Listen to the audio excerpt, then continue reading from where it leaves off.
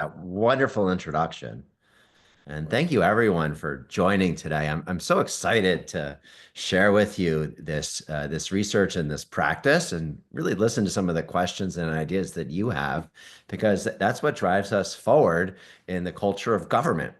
I want to thank InnovateUS and the Burns Center at Northeastern for sponsoring this, as well as the Bloomberg Harvard City Leadership Institute, which sponsored the research and was a partner on what I'm about to present, as well as my co-author, Neil Kleiman, who is a guiding light in so much of this innovation work in government. And with that, let me share with you some slides here that it's going to guide us through our discussion today. And uh, we are here to talk about culture. So if you were thinking this was something else, it's the wrong workshop. We're here in the culture of government workshop. So what defines the workplace culture in government and how do you begin to change that? And we all know how important culture is, right? Culture is the water in the fishbowl. If it's clean and nourishing, the fish thrive. But if it's toxic, the fish will die. And the thing is, if it's the water, when it's clean, you can't actually see it. But when it's toxic, boy, is it obvious. And isn't that the truth about culture? So when it's toxic, it's super obvious. When it's clean, it's hard to see. And so what I'm like to share with you today are some tips and techniques to see it even when it's clean. And if it's toxic, find some ways to start cleaning that water out so your fish will thrive. And see, the thing is, there is so much written about the culture in business. Like you go into any Hudson News at any airport, you can find 15 magazines that are talking about culture. You got the Fast Company, the Bloomberg Inc., and they're all giving you tips on what to do.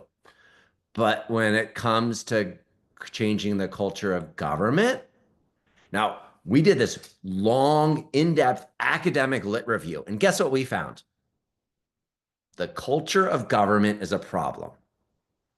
Gosh, that's not really all that helpful for us in government, is that?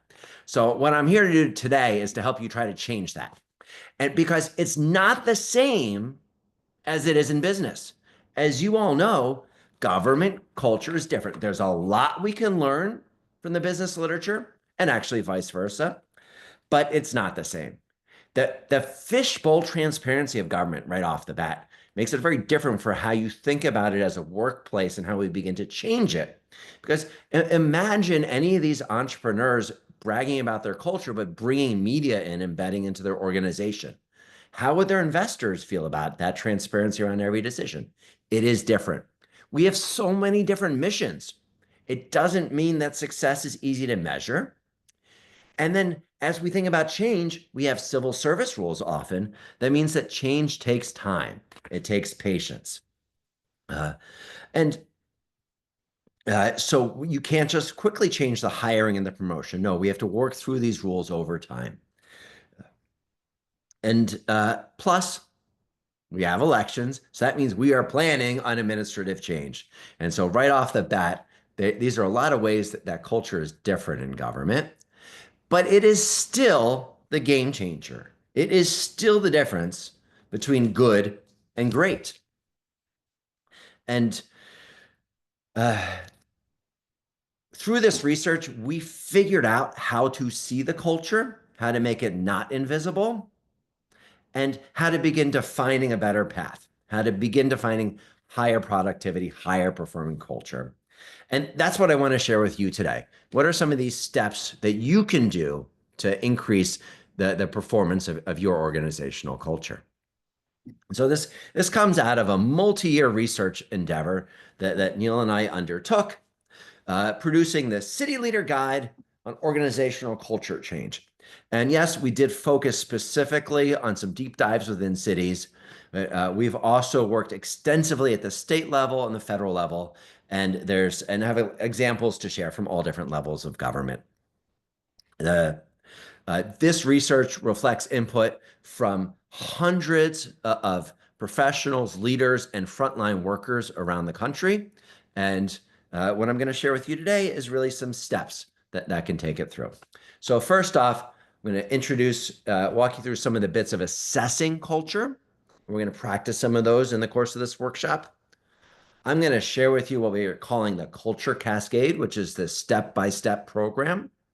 And through all that, highlight some examples, mostly of things that work, but in some cases of things that don't work too, because we learn from that as well. So what is culture? What is culture? So it can seem like this total maze for us. It can seem like we're lost in it and we don't know where to start, how to define it, how to say what our culture is in our government. But let's make it simple. Culture is the shared habits. Culture is the shared habits and the unwritten rules that determine how work actually gets done. So what do I mean by shared habits? So uh, habits are those things that you do on autopilot, that you do without thinking, like waking up in the morning and brushing your teeth. So you don't have to think about it, you just do it.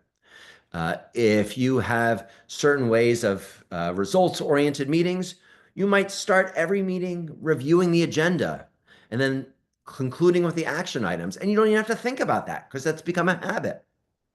Um, or maybe some habits that we don't like as much in government. When you have clerks that review documents and at the first error, they spit it out and send it back to the applicant. Uh, or other habits might be when you hit a roadblock. Is the habit in your workplace to reach out for help? Is that a teamwork oriented culture? Or is the habit to move on to the next problem and come back to it later? That might be a more siloed culture. When you've missed a deadline, is the habit right away to reschedule it? Perhaps a more reactive culture? Or as the deadline's approaching, is the habit to pull out the stops and stay up through the night working on it? Maybe that's a high energy culture. So these habits, these unwritten rules, shape how work actually gets done. And these are the habits and unwritten rules that we're going to talk about today. So it's often easiest to see culture when you're new to it, because when you're sitting inside of it, it is so obvious. It becomes invisible, just like the water in the fish tank. So, for example, when you start a new job or you moved into a new role, what did you notice? So I can tell you, I started working with an innovation team some years back, and it really surprised me. I walked in the first day and it was quiet. It was like a library. It was everyone sitting in their rows, very calmly working at their desks. And what I learned is that it was a culture of silos and that each person in the team worked on separate projects and there wasn't a lot of teamwork there. Um, or like when you look at how meetings happen, are meetings about everyone showing up? Are they really stop when the decision's made? In another workplace, we had meetings that did emphasize very large attendance.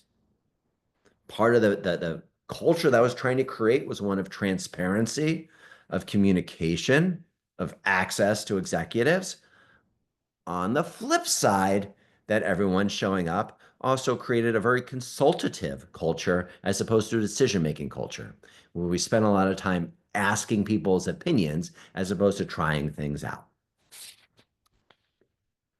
So what I'd like to do now is just as you're coming into this and you're thinking about the workplace culture that you have, I'd like to hear you put some ideas into the chat.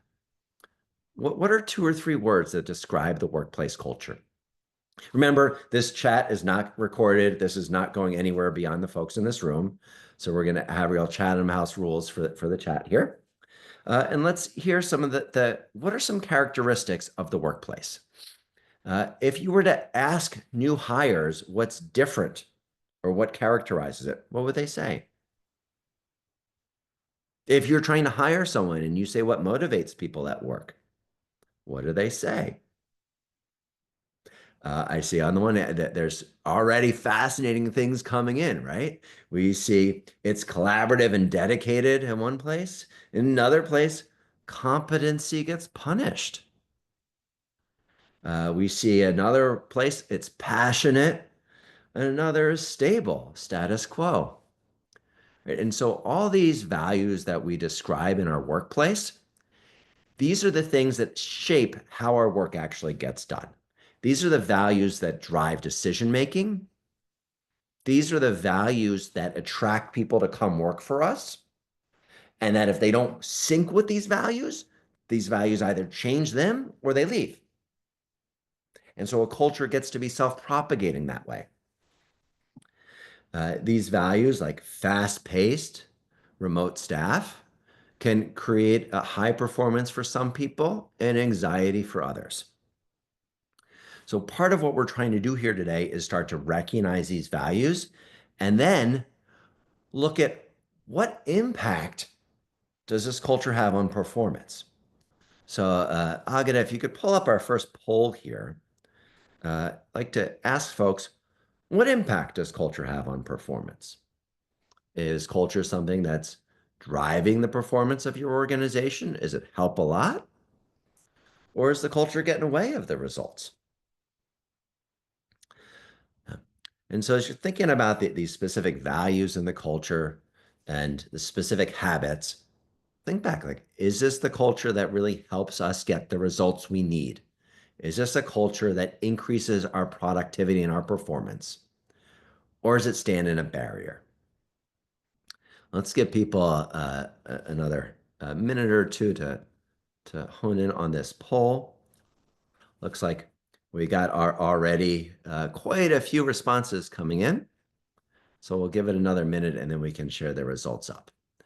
And you begin assessing your culture, a simple question like this can reveal huge differences from team to team.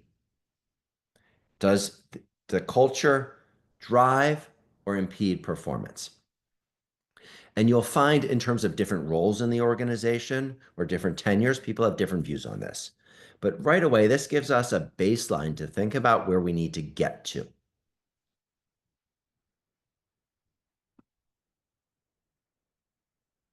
So looks like we got large attendance here. So why don't we pull up the results and see what these look like?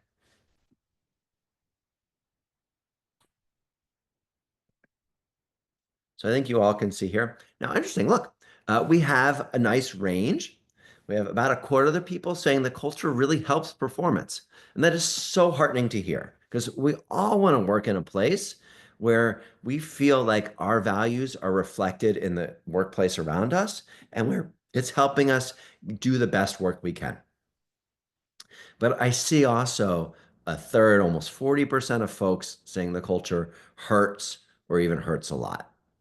And so the question is, how do we lean in to the aspects of the performance that help, the culture that help performance, and how do we change the portions of culture that hurt performance? So just a quick distinction between strategy on the one hand and culture. And oftentimes we focus on developing strategic plans. And so we have a vision. We say, what are our goals? What are the specific metrics we'll measure those goals around? What are the initiatives that'll drive performance on those metrics? And what you find is when you focus just on those initiatives, you might get to some results, but they might not stick after you turn your head. And that's where culture comes in. Culture is the how you work. It is the values that support those goals. It is the leadership that embodies those metrics. It's the habits that makes those initiatives succeed. And that's how we get to enduring results. So I encourage you as you're looking at your strategic planning to also look at your cultural planning and vice versa. These things really do need to mesh to drive a high performance culture. And I encourage you as you have questions that you want to discuss in the later part of this the workshop, please do start adding questions into the chat or the Q&A and we'll be surfacing those and coming back to those in a little bit. So what actually drives us to change our culture? So sometimes we find that it is staff engagement reasons, right? That we aren't able to hire the people we want to hire or people aren't showing up about work. Maybe there's some outside in pressures. Maybe there's a mandate for change, or maybe there's some media looking at certain parts of the culture.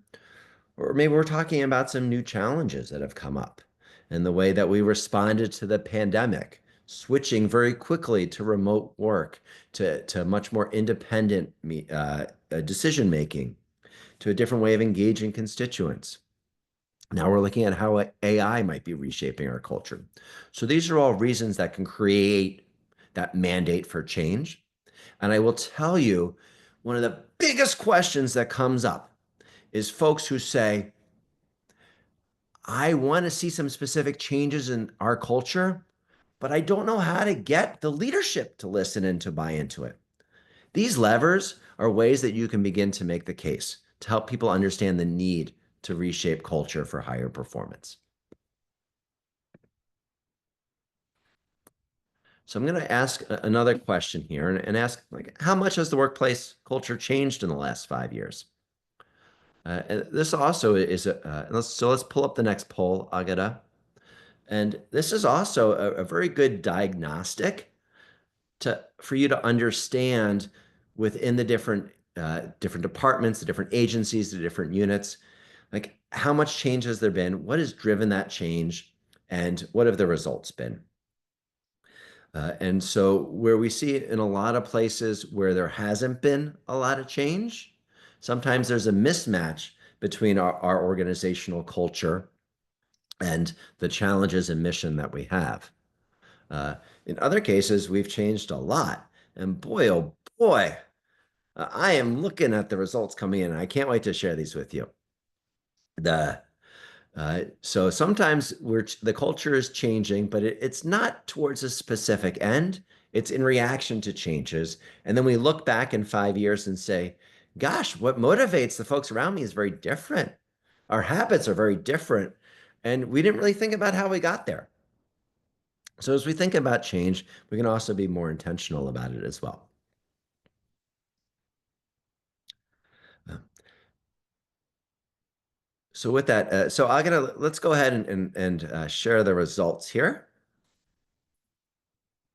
There we go. And look at that.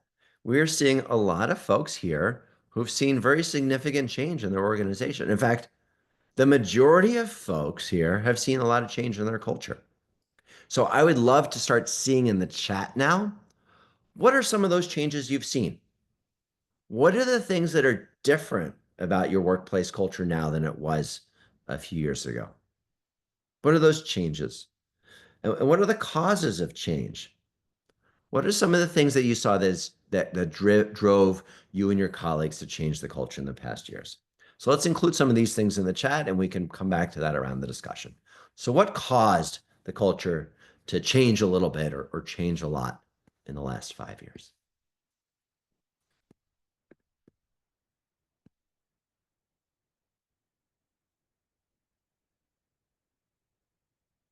I see. And right now we see that we had organizational change, leadership change, uh, remote work, a new administration. I see a lot around remote work. And these things can change. And now we're seeing a drive to come back to the office. And so, how do we intentionally embrace those elements about remote and hybrid work that worked better and bring those back to the office? How do we be intentional about these changes since we now have time to do that?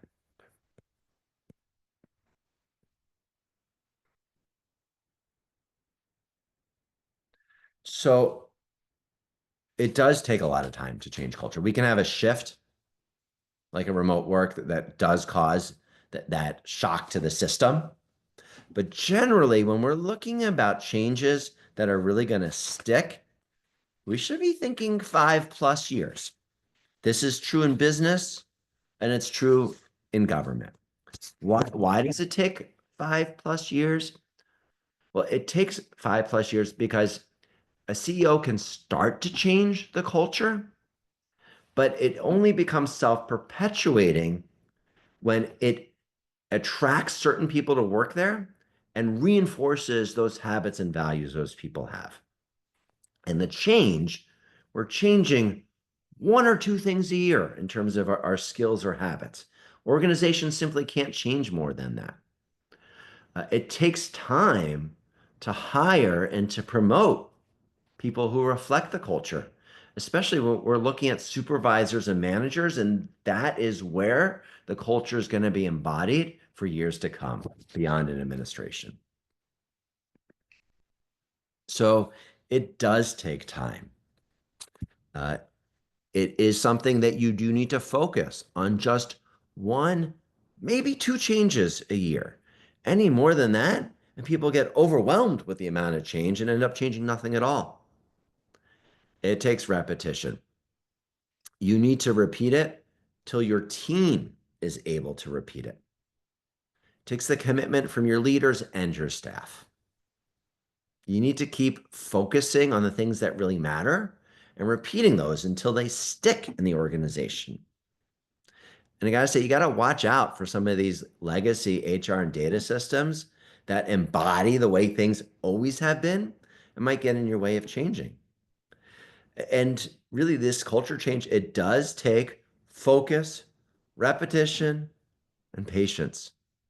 And it might get boring to you to repeat over and over, but for those around you, they filter it out 3, 5, and it takes 7 times of repeating before you get through. So this is what the culture change is about. It's not necessarily rocket science, but it is discipline and it is commitment. So what are these steps? What does the research tell us?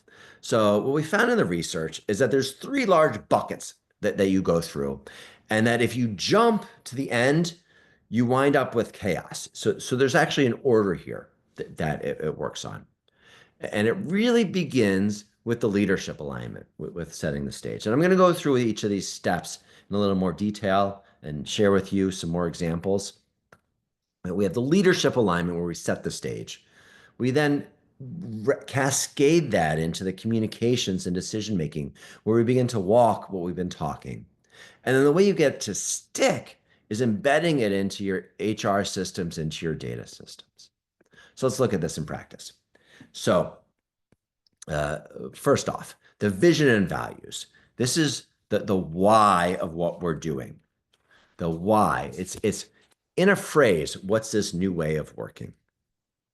It's the values are what motivate our decisions. The values are what attract people to come work for us. The values are what shift us responding one way or a different way in a crisis. And the vision is what shows our colleagues that we can enable better outcomes through concrete behaviors that reflect these values. How do we boil it down to a phrase that's a new way of working? And I'll give you an example here. This example is from Louisville.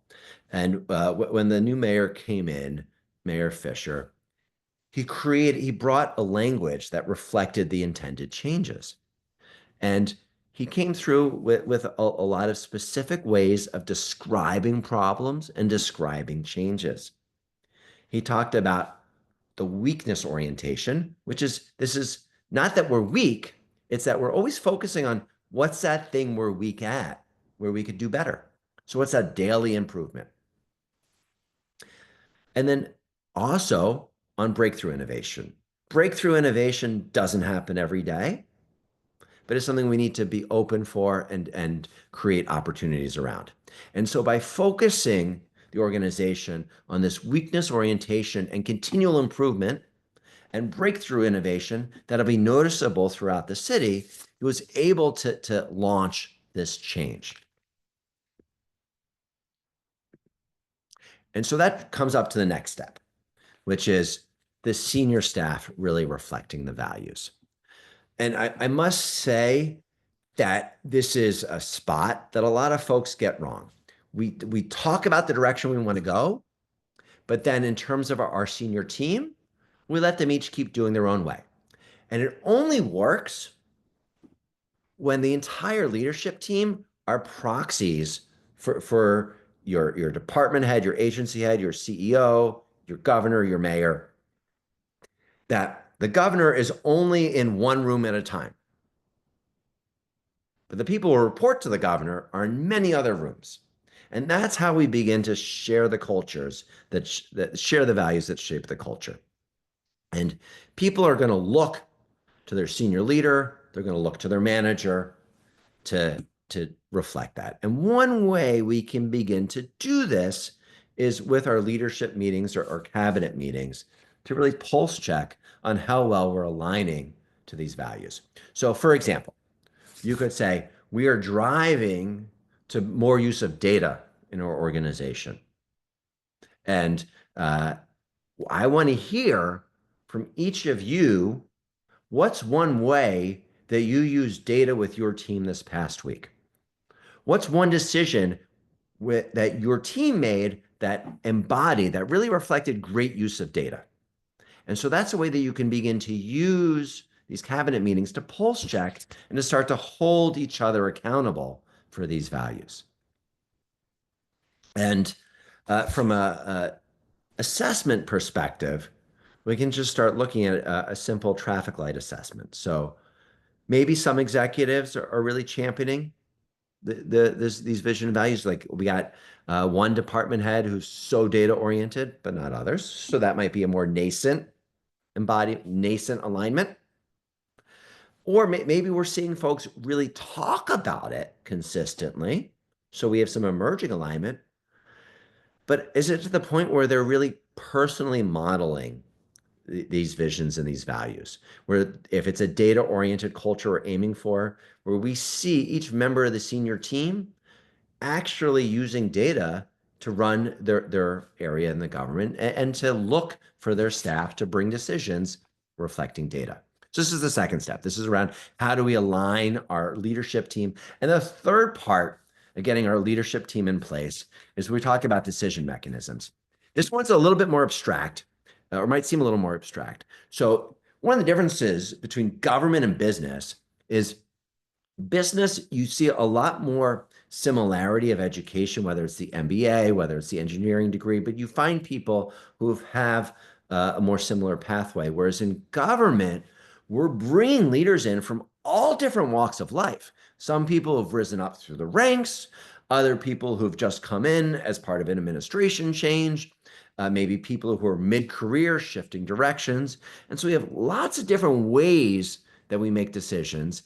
And those decisions then reflect different value sets. And so the question here is, how do we make that decision making reflect the values in a way that's obvious to folks, right? Because the medium is the message here.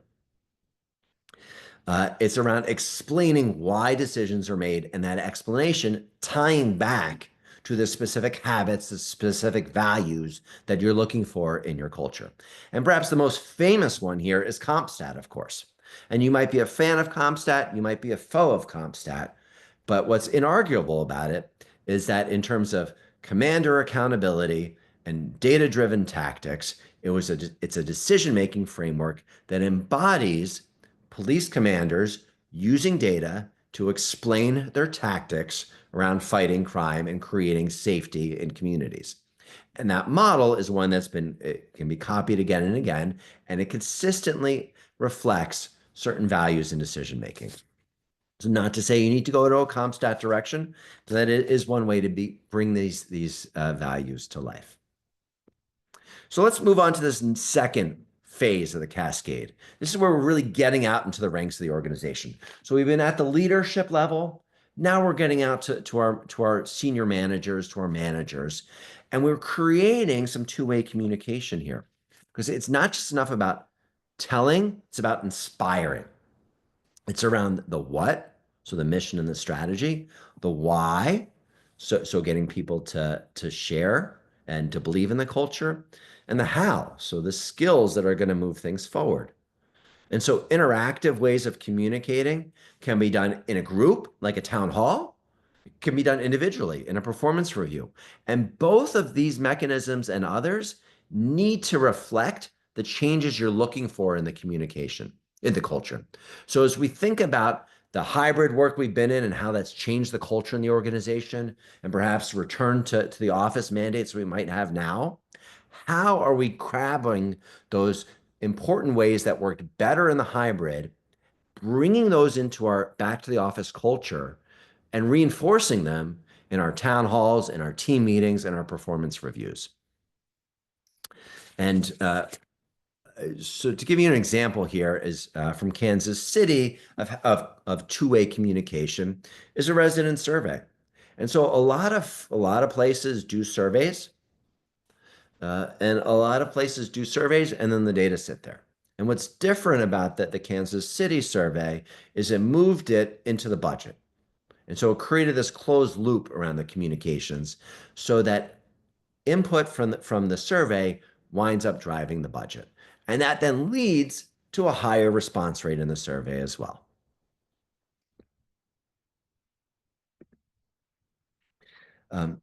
Next step is we really think about how do we drive this into the organization is around the policies and the budgets. And the thing to remember here is if you don't tell the story, if you don't say why this policy is being rolled out, people will draw their own conclusion. So if we're pushing out AI into the workplace, what is the reason for AI? What is the need to do it? Is it because recent new hires are used to using it and we need to create a safe framework around it to protect data and protect vulnerable constituents? Is it because we have too much data ingested and we are not able to draw enough insights from it? Are we trying to increase the pace of change or experimentation? If we don't give these reasons, we're more likely to get stories like we're doing AI to eliminate jobs. And that's not a story that we want to have out there if there's all these positive reasons to be doing it. So how do we create those stories around it that are really going to drive a positive uptake and show how major budgetary efforts, major policy changes really do reflect those values?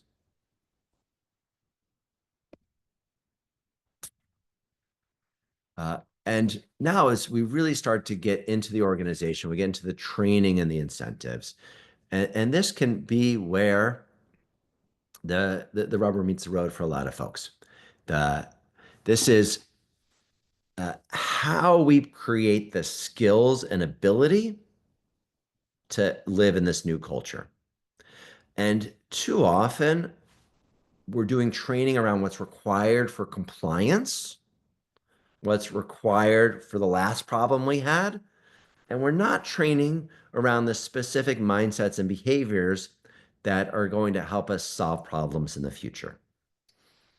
And so there isn't a lot of training that one person can absorb at once. So in an organization, we need to think about what's one thing that we could do. What's one thing that we could do? And so I want to turn to the chat a bit and just ask you to share as you're thinking about training opportunities in your organization. Is there a habit that you want to train people out of? Is there a mindset that you want to train people into? And so as we're thinking about some of the changes that have gone on in your culture in the past few years, where those changes have been positive, what is it about that positive change that's going to increase performance? And let's start bringing some of these ideas into the chat. What are some of the ways that there's the mindset that's shared by your top performers? And as we can begin to focus on what's one mindset, that can be the basis of training priorities to drive successful culture change. So I'll give you this example. And this example comes from Somerville, Massachusetts. And so the mayor is trying to create this innovation culture. And the way he describes it is, we're looking for funky ideas. We're looking for funky ideas. And so what does that mean? Well, funky ideas, they're pretty funky, I guess, right? And so the way he creates incentives around it, he says, each month at our department heads meeting, I'm looking for one funky idea. And so I want anyone to nominate within their department a funky idea. And we're going to pick what's one really innovative idea, and we're going to elevate that. We're going to present that to the senior team. And then I'm going to invite them and their family to come back to the mayor's office for coffee. Now, this mayor's first name was Joe. And so the winners will get a cup of Joe as they drink their coffee with the mayor. And so, what are some of these ideas? A brass band festival in a town square, a boxing club at the parks. So, these are ideas that are out of the box that create that reward funky thinking. And so I see in the chat some of the ideas coming through here. Some of the mindsets are around creativity and being adaptable, around self-motivation, creativity, learning, listening, and trusting. These are big ideas, and it's impossible to get an organization that isn't doing these to whole hog embrace any of these big ideas all at once. So we need to hone in on what is it about active listening that we want to do, and how do we begin training our managers, our supervisors, and eventually our staff around active listening. And that might be a year-long or even a 2-year-long endeavor to get that one mindset that defines high performance more widely shared in the organization. And then, people ask all the time, how do we get these culture changes to last beyond one administration? And I'll tell you, if they don't last, then it's not culture change. So hiring and promotion, this is perhaps the biggest lever. So like, how are you selecting who comes in and how those hires, how those promotions reflect the values? Two quick examples here.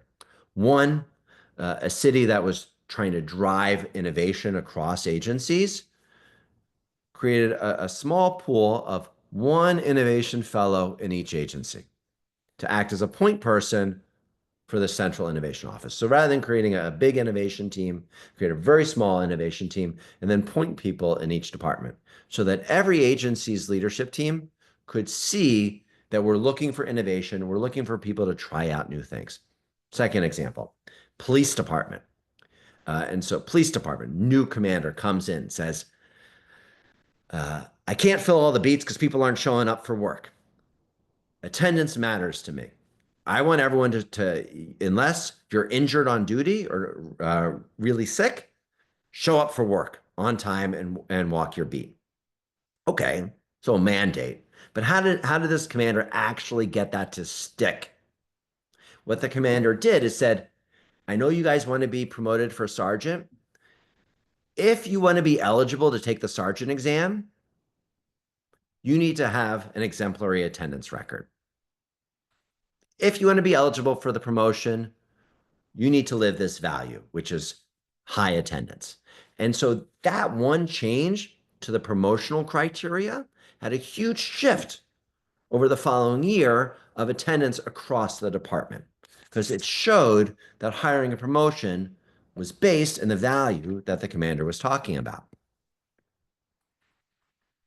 And here we're getting to perhaps some of the hardest parts of it, which is really how we get into the data systems, the technology plans that bring these to life. And so in so much of the private sector, we see nudge built into our tech systems that guide certain behaviors. This is possible in government too. It's not a way we often think about it. I'll give you a quick example that's maybe an easier way as we think about work order systems in a regulatory department, say inspections. You can prioritize inspections on a first in, first out basis, on a who referred the inspection. Was it a complaint? Was it an elected official? You can do it on a risk-based assessment. And these different ways of scheduling the inspections reflect the values in the organization. So we could inspect buildings because this is the day we inspected the building last year, or we can inspect buildings because based on these data, this is the one that is the highest risk, the one that's most likely to have a finding. And by orienting our data systems around those values, whether that's responsiveness to constituents, whether that's data-driven decisioning, we can then bring those into our daily habits at work. And looking ahead, So many of us, we're all thinking about where's AI, what's happening with AI, how's it going to change our culture? Is it going to support a mindset of curiosity, or is it more of a CYA mentality? If we really want our organization to embrace AI effectively, how are the leaders talking about their personal use of AI tools? It's a great way to walk the talk, to embody this yourself. Will AI put a premium on critical thinking? And if so, how will we hire? How will we train? How will we promote around that? And as we look at new hires, what will new hires expect? And will we be able to hire quality candidates who will drive performance in our organization? These are the types of questions we need to look at as we begin to move into this AI-enabled culture. And so with that, I got to tell you, take a step. Take a step. It's yes, you're gonna trip, you're gonna fall, but let's take a step because every culture change does begin with a first step. And I'll conclude before we turn to our discussion, sharing with you a link and a QR code if you'd like to download the research yourself and read more. And now I'm looking forward to the discussion. I welcome your questions and comments. Again, this is Alexander Shermansong. Thank you so much for coming to join me to talk about the culture of government and how we can increase performance by addressing the culture of the place where we work. Thank you.